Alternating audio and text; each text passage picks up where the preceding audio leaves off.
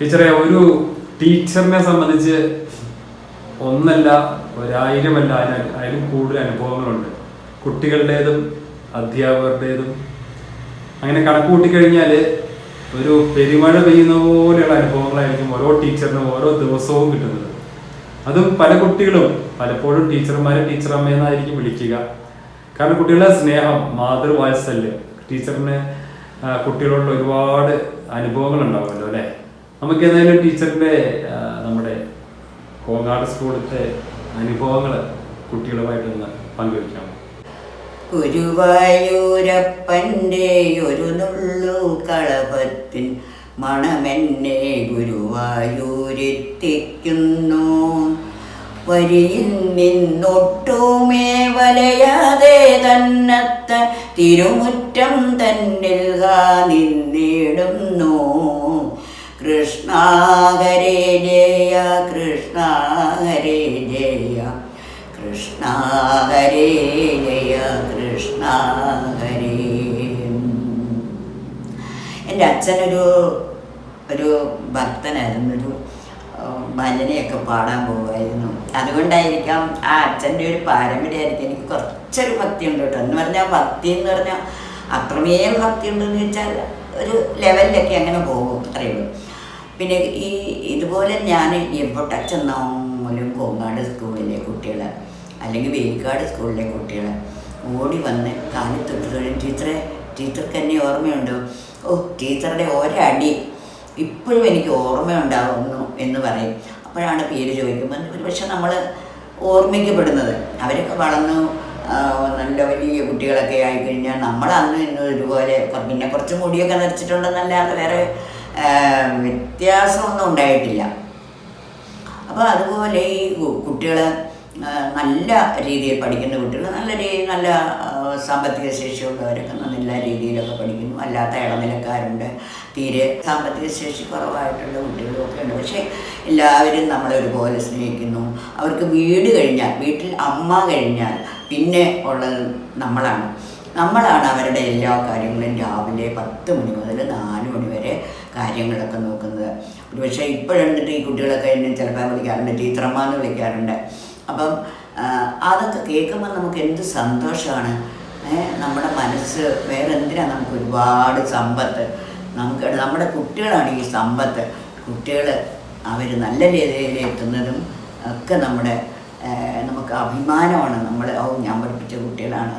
അപ്പോൾ എന്നിട്ട് അങ്ങനെ അതൊരു സന്തോഷം തന്നെ. ഞാൻ പഠിപ്പിച്ച ഒരു 2 വരി ജ്ഞാനപ്പാന, അതായത് ജ്ഞാനപ്പാന കഥയൊക്കെ പറഞ്ഞു കൊടുക്കുന്ന നല്ല രസം കേട്ടോ. പിള്ളേർക്ക് അതൊക്കെ കഥയൊക്കെ കേൾക്കാനൊക്കെ ഇഷ്ടമാണ്. ജ്ഞാനപ്പാന പൂന്താനം എഴുതിയ കവിതയാണ്. അദ്ദേഹത്തിന് മക്കളുണ്ടാകാതിരുന്ന് അങ്ങനെ കുട്ടി ഉണ്ടായി കഴിഞ്ഞപ്പോഴേക്ക് അതിൻ്റെ ചോറൂണിന് എല്ലാ തരത്തിലുള്ള സദ്യകളും കാര്യങ്ങളും ഒക്കെ ഒരുക്കി വെച്ചു. കുട്ടി ഉറങ്ങിക്കിടത്തിയിരിക്കുകയാണ്. അപ്പോൾ ആൾക്കാർ, വിരുന്നുകാരൊക്കെ വിളിച്ചവരൊക്കെ ക്ഷണിച്ചു വരുത്തിയവരൊക്കെ ഇവിടെ വരുന്നു. അങ്ങനെ ഇരിക്കുമ്പോഴേക്കാണ് ഒടുവിൽ എല്ലാ ചടങ്ങുകളും തുടങ്ങാൻ പോകുമ്പോഴാണ് അദ്ദേഹം പോയി കുട്ടിയെ നോക്കുമ്പോൾ ഈ വന്നവർ കുട്ടിയുടെ മേലിലേക്കാണ് ഈ ഡ്രസ്സ് അവരവർ ഉടുത്തിരുന്ന തുണി അഴിച്ചിട്ടത് വേറെ മാറി കൊടുത്തു.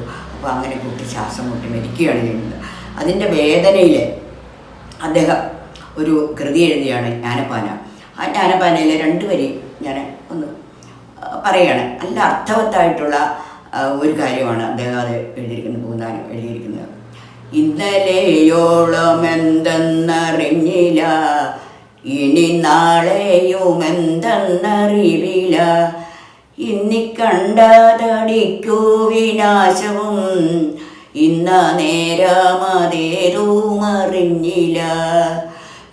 കണ്ടങ്ങിരിക്കും ജനങ്ങളെ തണ്ടിലേറ്റേ നടത്തുന്നതും ഭവാൻ. മാളിക മുകൾ ഏറിയ മന്നൻ്റെ തോളിൽ മാറാപ്പു കയറ്റുന്നതും ഭവാൻ. ഇതുപോലെയുള്ള കവിതകളൊക്കെ കേട്ട് കഴിഞ്ഞാൽ എത്ര അർത്ഥവത്തായ കവിതകളാണ്. അപ്പോൾ ഇത് കേട്ട് കഴിയുമ്പോൾ കുട്ടികൾ വിചാരിക്കാവോ ഇതൊക്കെ എന്താ അവർക്ക് പഠിച്ചുകൊണ്ട് വരിക, കാണാതെ പഠിക്കുക. അപ്പോൾ കഥ മൊത്തത്തിൽ ഈ മലയാളം പഠിപ്പിക്കുന്നത് ഒരു സുഖം തന്നെയാണ്. നമുക്ക് ഒരുപാട് അതിൻ്റെ കഥകൾ അറിയാൻ പറ്റും, അത് പറയാൻ പറ്റും, അത് കുട്ടികൾക്ക് ആസ്വദിക്കാൻ പറ്റും, അത് പെട്ടെന്ന് കുട്ടികൾക്ക് മനസ്സിലാക്കാൻ പറ്റും. അപ്പോൾ ഇങ്ങനെയൊക്കെയുള്ള ഒരു സാഹചര്യത്തിൽ മലയാളം പഠിപ്പിച്ച അത് ഒരു ഭാഗ്യമായിട്ട് ഞാൻ കരുതുകയാണ്. അപ്പോൾ ആ മലയാളത്തിൻ്റെ ശൈലി, മലയാള ഭാഷ അല്ലേ, മലയാള ഭാഷതൻ മാദക ഭംഗിയിൽ എന്ന് പറയുന്ന ഒരു കവിതയുണ്ടല്ലോ. അപ്പോൾ അതുപോലെ നമുക്ക് എന്തെടുത്താലും അതിന് ഓരോരോ ഉദാഹരണങ്ങൾ ഈ മലയാള ഭാഷയിലുണ്ട്. അതിൽ ഓരോരോ പ്രസിദ്ധരായിട്ടുള്ള കവികൾ എഴുതിയ പദ്യങ്ങൾ, അതുപോലെ ലേഖനങ്ങൾ, ഉപന്യാസങ്ങൾ, ഇതൊക്കെ കുട്ടികൾക്ക് പറഞ്ഞു കൊടുക്കാനും ഒക്കെ നല്ല രീതിയിലാണ്. അപ്പോൾ അതുപോലെ ഈ സ്കൂളുകളിൽ നിന്ന് ഞാൻ നേരത്തെ പറഞ്ഞു ഒരു ടൂർ പോകാറുണ്ട്, വിനോദയാത്രയ്ക്ക് പോകുമ്പോഴും ഇതുപോലെ കുട്ടികൾ എല്ലാവരും കൂടെ അങ്ങനെ പോവുക. മൂന്നാർ, കോഴിക്കോട്, അങ്ങനെ പല പ്രദേശങ്ങളിലൊക്കെ പോയിട്ടുണ്ട്. അപ്പോൾ അതിനായിട്ട് പോകുന്ന അതും ഒരു രസം. കുട്ടികൾക്ക് ഞങ്ങളുടെ കൂടെ വരാനും ഒപ്പം കാര്യങ്ങൾ പറഞ്ഞ് അവതരിപ്പിക്കാനും കാര്യങ്ങൾ അവർ പറഞ്ഞ് മനസ്സിലാക്കാനും ഞങ്ങൾക്കും സന്തോഷം.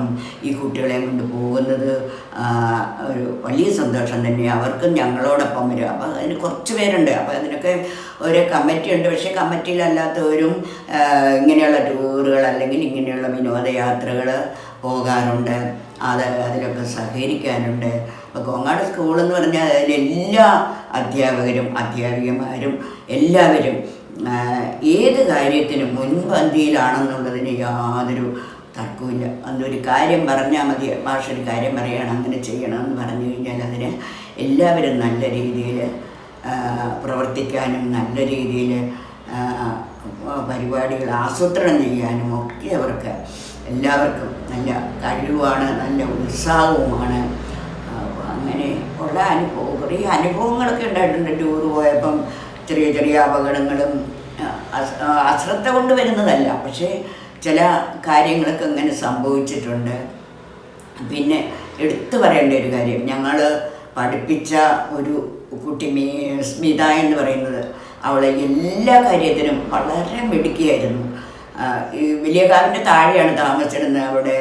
അപ്പം നല്ല രീതിയിൽ പഠിക്കുക, അതുപോലെ തന്നെ ഏത് പ്രവർത്തനത്തിനും മുൻപന്തിയിൽ നിന്നിരുന്ന സ്മിത അവിചാരിതമായിട്ട് പെട്ടെന്ന് എന്തോ ഒരു ചെറിയ അസുഖം വന്നു, അങ്ങനെ മരണപ്പെട്ടു.